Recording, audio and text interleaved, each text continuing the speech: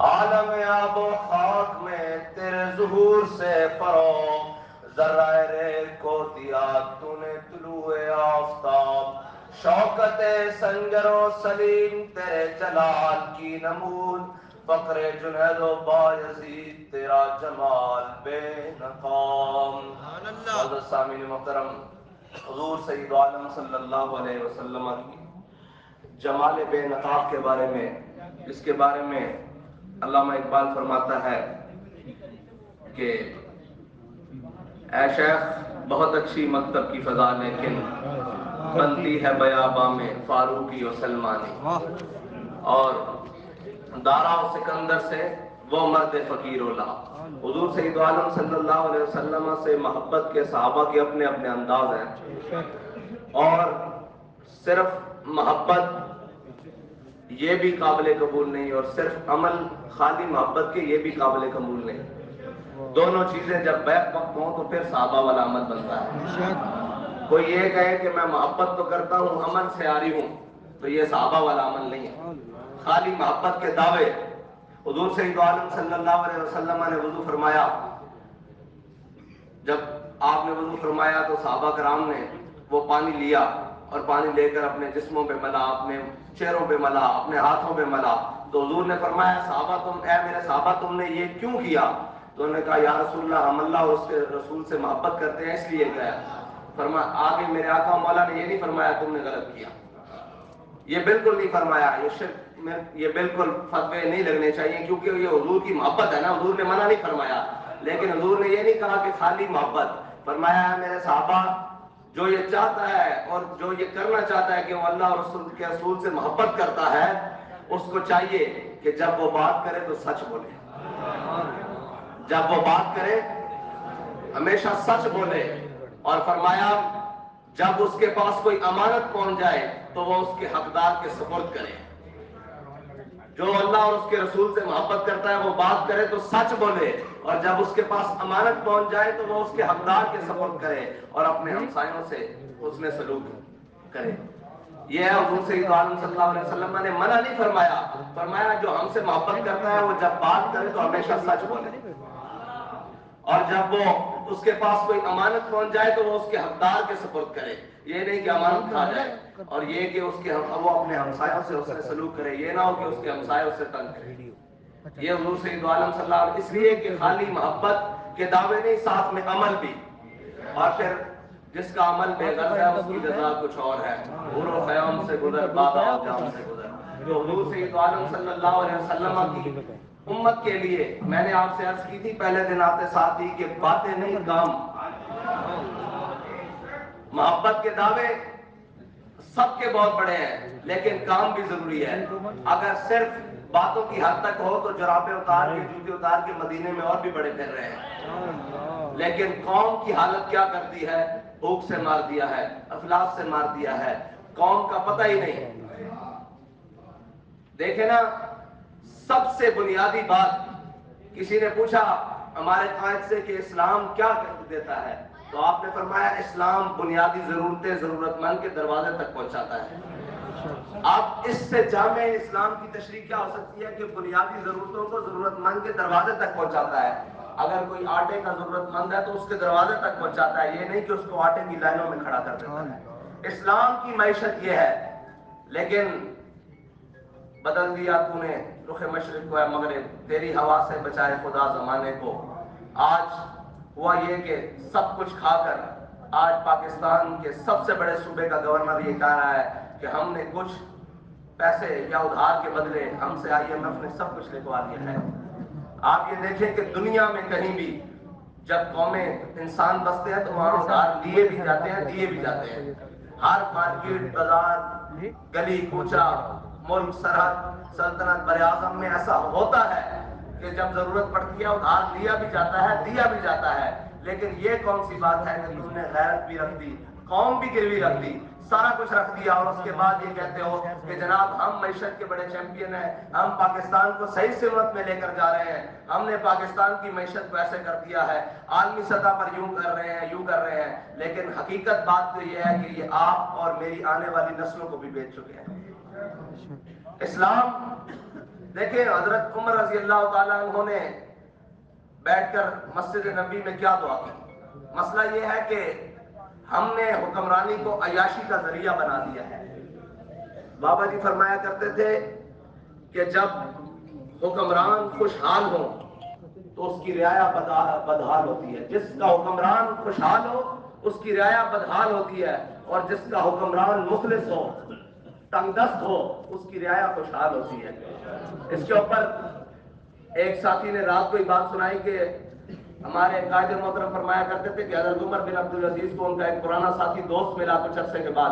اس نے دیکھا کہ وہ بالکل کمزور ہو چکے ہیں, لاغر ہو چکے ہیں, جسمانی طور پر بڑے کمزور ہو چکے ہیں, تو آپ کی چہرے کی ہڈیاں, چہرے کی یہ واضح ہو رہی ہیں. اس نے کہا عمر بن عبدالعزیز یہ تجھے کیا ہوا, جب سے تو حکمران بنا ہے میں نے آج تجھے دیکھا ہے تو بڑا کمزور ہو گیا ہے. فرمایا مجھے تو یوں دیکھ رہا ہے میری رعایا دیکھ صحت مند ہو گئی ہے کہ نہیں ہوگی. مسئلہ یہ ہے کہ حضرت عمر رضی اللہ تعالیٰ عنہ نے کوئی اور چیزیں نہیں مانگی. یہ لوگ سمجھتے ہیں کہ یہ بڑا آسان کام ہے, یہ نہایت مشکل کام ہے. قوم کو سنبھالنا اور اس کے سارے معاملات پہ نظر رکھنا اور پھر اس کو آگے لے کر چلنا, یہ بڑا مشکل کام ہے. حضرت عمر رضی اللہ تعالیٰ عنہ مسجد نبی میں اپنے ساتھیوں کے ساتھ, ساروں کے ساتھ, صحابہ موجود ہوں گے, تابعین موجود ہوں گے, ان کے ساتھ بیٹھے تو حضرت عمر نے فرمایا یار سارے اپنی اپنی جو دل کی آرزو ہے نا, تمنا ہے, اس کو دعا کی صورت میں اللہ سے مانگو. کسی نے کہا یا اللہ مجھے اتنا مال دے میں تیری راہ میں اتنا خرچ کروں, غریبوں کو کھانا کھلاؤں, مسکینوں کو دوں, یتیموں کو دوں, ناداروں کو دوں. کسی نے کہا یا اللہ مجھے اتنی قوت دے کہ میں تیری راہ میں جہاد کروں. کسی نے کہا یا اللہ مجھے اتنی اولاد دے کہ میں تیرے دین کے اوپر ان کو دین پڑھاؤں, عالم بناؤں, اس کو ان کو دین کے اوپر چلاؤں. کسی نے کچھ مانگا, کسی نے کچھ مانگا. جب سب مانگ چکے تو انہوں نے کہا اے عمر آپ بھی تو دعا مانگیے جو آپ کے دل کی تمنا ہے. تو حضرت عمر نے ایسے ہاتھ اٹھا کر کہا یا اللہ مجھے سعید بن عامر الجمحی جیسا ایک گورنر اور دے دے. دیکھیں کہ یہ دعائے عمر ہے اور تمنا عمر ہے. دعائے عمر ہے اور ساتھ میں تمنا عمر ہے کہ عمر کی تمنا یہ ہے کہ مجھے زندگی نہ دے لمبی, مجھے کچھ نہ دے, مجھے ایک سعید بن عامر الجمحی جیسا گورنر دے دے. اور وہ سعید بن عامر الجمحی جیسا گورنر کیا ہے؟ دیکھیں جی باتیں تو ہمارے پاس بابا جی والی ہیں, ہم نے دورا کے آپ کو وہی سنانی ہے. اگر کوئی یہ کہے کہ یہ نئی بات لے کر آئیں گے تو بابا جی کو باب ہی بند کر گئے ہیں جس میں کوئی نئی بات ہو. ساری باتیں وہ سنا گئے ہیں. ہم نے تو بس وہ کہتے ہیں دہرائی کروانی, ریویژن کروانی ہے, اسی کو دوبارہ آپ کو یاد کرانا ہے. اور وہی پھول دیکھیں جی ہمارے آقا مولا صلی اللہ علیہ وسلم کے غلاموں کی باتیں ایسے ہیں اور وہ باتیں ہی ایسے ہیں کہ جس زبان سے ہو کر نکلے ہیں انہیں جب بیان کی جائے گی نئی خوشبو نکلے گی. تو حضرت سعید بن عامر الجمحی وہ ہے کہ جب حضرت عمر نے اپنے دور خلافت میں غریبوں کی، حمص کے غریبوں کی لسٹ منگوائی تو سب سے اوپر ایک نام لکھا ہوا پایا، اس کے اوپر لکھا تھا سعید بن عامر۔ حضرت عمر نے فرمایا یہ سعید بن عامر وہی ہے جو ہمارا گورنر حمص ہے؟ انہوں نے کہا جی یہ وہی ہے جس کو آپ نے گورنر لگایا ہے حمص کا، یہ سعید بن عامر الجمحی ہے۔ پھر آپ کی کچھ شکایات مدینہ پاک میں پہنچی، وہ سارا آپ نے واقعہ سنا ہے۔ مسئلہ یہ ہے کہ یہ نہیں کہ مجھے بہت لشکر دے دے، حضرت عمر بہت کچھ مانگ سکتے تھے سارا کچھ، لیکن بندہ مانگا، دیانتدار مانگا، اور وہ مانگا جس کو اپنے سے زیادہ اپنی قوم اور اپنے عہدے کی جو حیثیت ہے اور حساسیت ہے اس کا پاس تھا۔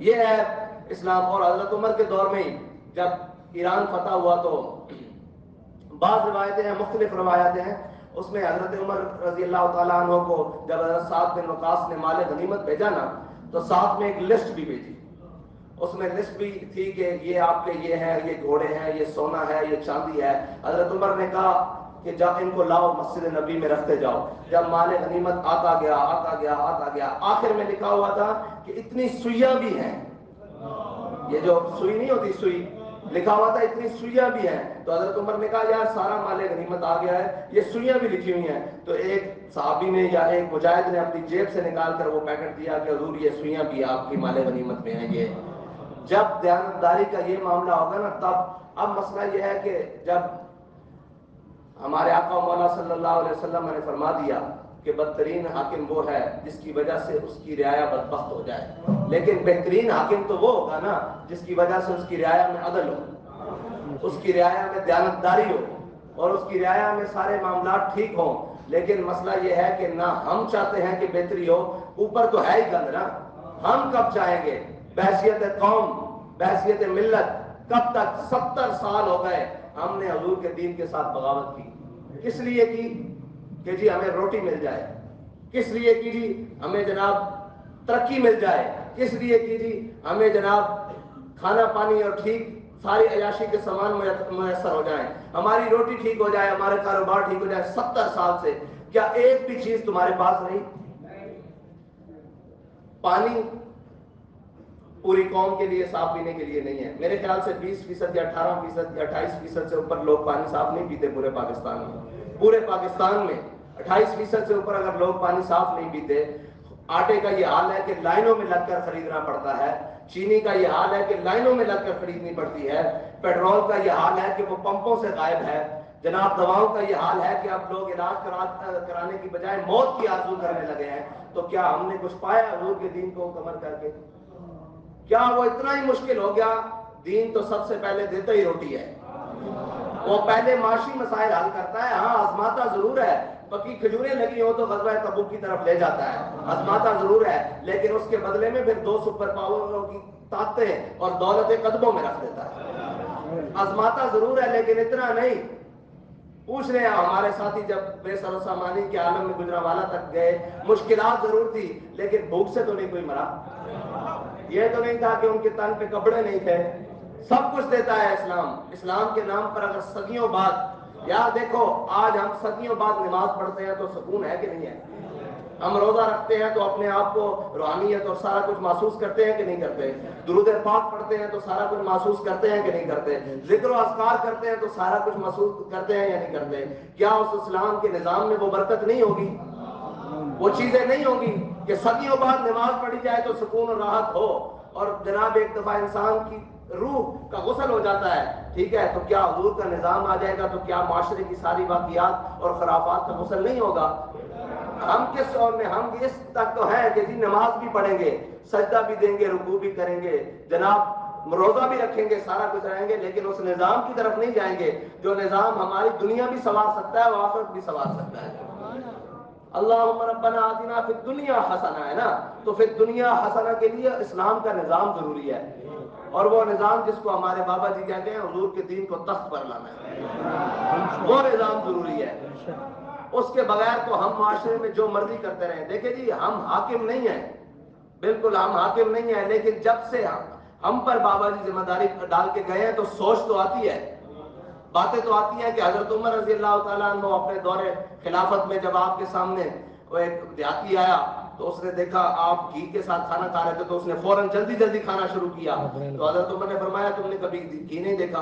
اس نے کہا جی بڑی دیر ہو گئی کبھی نہیں، اب بہت مدت بعد کھایا ہے. تو حضرت عمر نے ہٹا دیا. پھر آپ نے زیتون کے ساتھ کھانا کھانا شروع کر دیا تو جب پیٹ سے آوازیں آئیں صاف ظاہر ہے تو حضرت عمر نے فرمایا تو جو مرضی آوازیں نکال، جب تک میری رعایا کے ہر فرد کو دیسی گھی میسر نہیں ہو سکتا عمر دیسی گھی نہیں کھائے گا. دیکھیں جی ہم حضرت عمر تو نہیں ہیں، لیکن یہ باتیں تو آتی ہیں کہ جب ہم بھی کوئی نوالا لینے لگتے ہیں، ذمہ دار ہے نا، کوئی نوالا لینے لگتے ہیں تو سوچ آتی ہے کیا ہماری قوم اور ہمارے جناب رہنے والے ساتھیوں کو کیا یہ کھانا میسر ہے؟ تو وہ کھانا یہاں ضرور اٹکتا ہے ایک مرتبہ. کیا جن کو منتخب کر کر آپ اس قوم کی سب سے بڑی ذمہ داری لے کر آئے ہو، کیا ان کے ماتھے پر بھی شکن ہے؟ اگر ضمیر زندہ ہو تو ایک سانس لینا بھی مشکل ہے، اور اگر مر جائے تو پھر تو جو مرضی ہوتا رہے نا.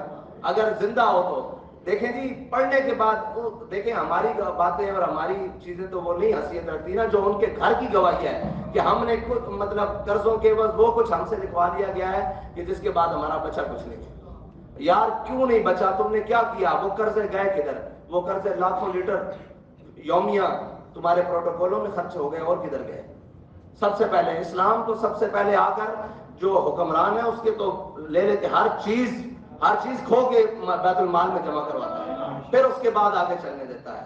تو ہم نے حضور سید عالم صلی اللہ علیہ وسلم کو، وہ اقبال کہتا ہے نا بیکاریوں ریانیوں میں خاریوں افلاس، کیا کم ہے فرنگی مدنیت کے فتوحات، یہ علم یہ حکمت یہ تدبر یہ حکومت، پیتے ہیں لہو دیتے ہیں تعلیم مساوات. اچھا وہ جو ہمارا سارا دن اور 5 سال سے 10 سال سے کوئی 50 سال سے کوئی 30 سال سے جنہوں نے پوری قوم کا لہو پیا ہے، وہ رات کو آ کر جناب وہ ٹاک شوز میں بھاشن دے رہے ہوتے ہیں کہ معیشت ایسے ٹھیک ہو سکتی ہے.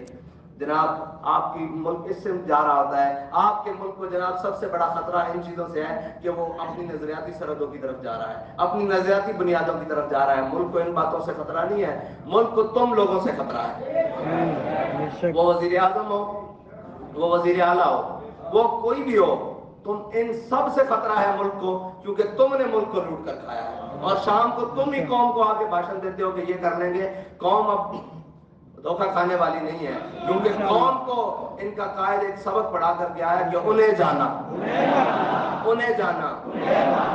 جانا میں ان کی نماز بھی ہے، ان کا روزہ بھی ہے، ان کا جہاد بھی ہے، ان کا حج بھی ہے، ان کا کلمہ بھی ہے، ان کے اخلاق بھی ہیں، ان کے اطوار بھی ہیں، ان کا نظام بھی ہے.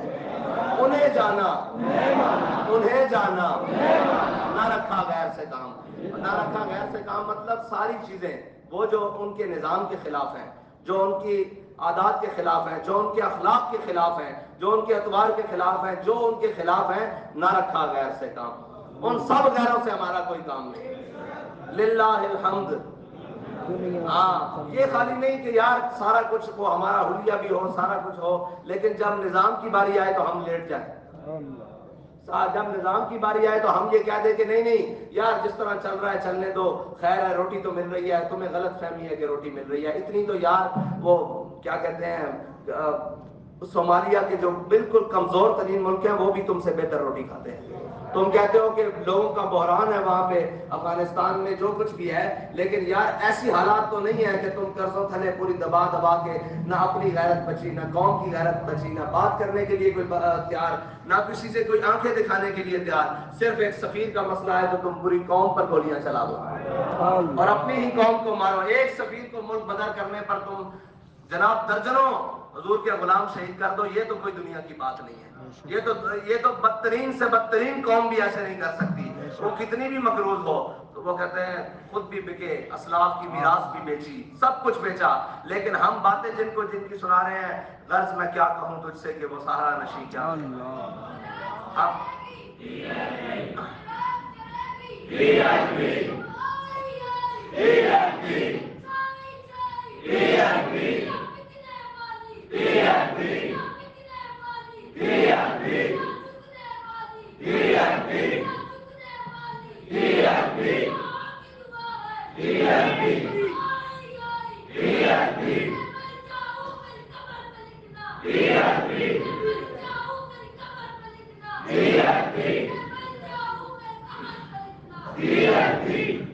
اور ہم جس معاشرے میں رہ رہے ہیں اس پر ظلم بالا ہے. ظلم یہ ہے کہ ہم اپنے مظلوم اپنے اوپر ہونے والے ظلم کی قیمت بھی خود ادا کرتا ہے. وہ آپ دیکھ لیں, اس کی تفصیل آپ جتنی مرضی بڑھا لیں کہ پیدائشی پرچی سے لے کر ڈیتھ سرٹیفکیٹ تک ہر جگہ رشوت ہے. کہ اپنے اوپر ظلم بھی ہے, یعنی کہ پرچہ بھی میرے خلاف کاٹا گیا ہے اور اس کی کاپی لینے کے لیے مجھے رشوت بھی دینی پڑتی ہے. یعنی کہ شہید بھی میرا ہوا ہے, قتل بھی میرا ہوا ہے, اس کے پوسٹ مارٹم رپورٹ کے لیے رپورٹ لینے کے لیے بھی پیسے دینے پڑتے ہیں. یعنی دنیا کا ہر ظلم, ہر چیز بھی ہمارے خلاف, مظلوم بھی ہم, اور اس کی قیمت بھی خود ادا کریں. تو اللہ تعالیٰ ہمیں حضور سید عالم صلی اللہ علیہ وسلم کے دین کو تخت پر لانے کے لیے دن رات محنت کرنے کی آمین, اور ہمیں ان صفوں کا مجاہد بنائے جو دیانتدار ہیں. آمین. اللہ تعالیٰ دیکھیں جی, ہم بات کر رہے ہیں, اب تو امتحان ہمارا اصل تب ہوگا جب ہاتھ میں سب کچھ ہوگا.